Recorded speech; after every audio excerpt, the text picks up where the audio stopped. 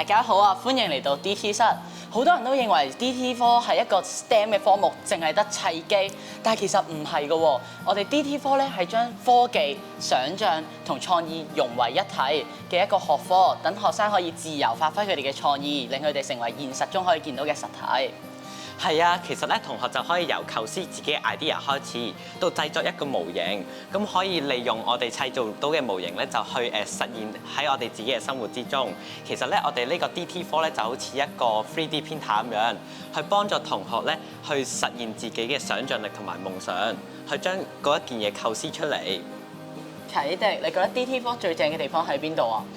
就我而言啦，我覺得我其實 DT 科最好嘅地方咁就梗係可以參加唔同嘅比賽啦，去唔同嘅國家，去同唔同嘅好手接觸，我哋仲可以將我哋真正啱啱學到嘅嘢，去運用翻落我哋嘅比賽之中添。我哋過去參加咗好多唔同嘅比賽喎，例如有風力發電城大太陽能充電車，等我哋可以探索可再生能源。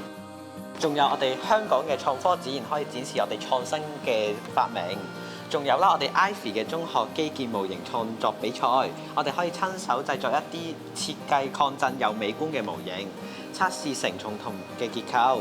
仲有啊，我哋 DT 科最重要嘅一個比賽就係 ResIQ 機械人嘅隊伍。ResIQ 其實係全球最頂尖嘅機器人競賽，結合咗唔同嘅工程、編程同埋團隊精神。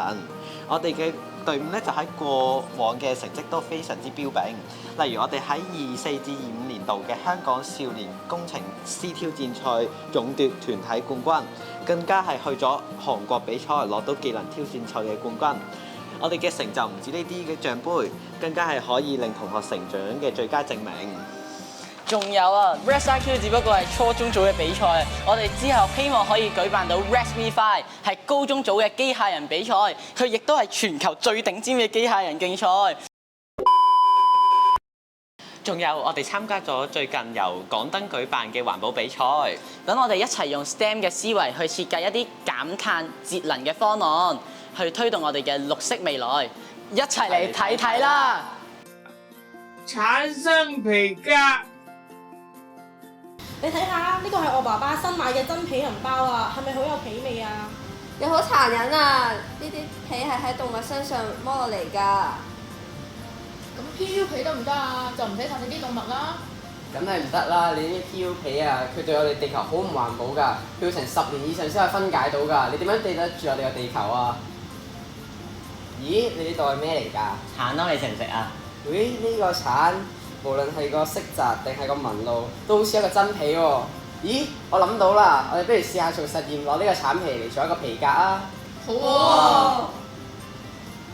首先，我哋將橙皮烘乾，磨成粉末，然後加入適量嘅椰子油進行攪拌，然後運用氯化鈣同裡面嘅鈉結合，產生化學反應，然後進行適當嘅加工，就可以製作到橙皮皮革。大家如果想支持我哋呢個咁有意義嘅計劃，就將食完橙嘅橙皮洗乾淨後，可以由今日至到5月29日係小息期間放到 DT 室嘅回收箱。稍後我們會舉行工作坊，教大家製作橙皮皮革卡片套。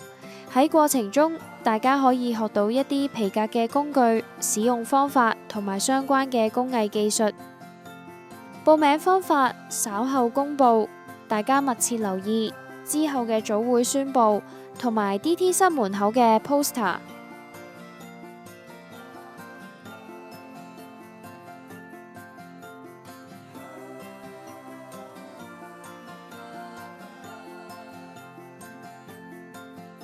請大家支持我哋產生皮革，為零殘忍、零污染，為地球出一分力，多謝。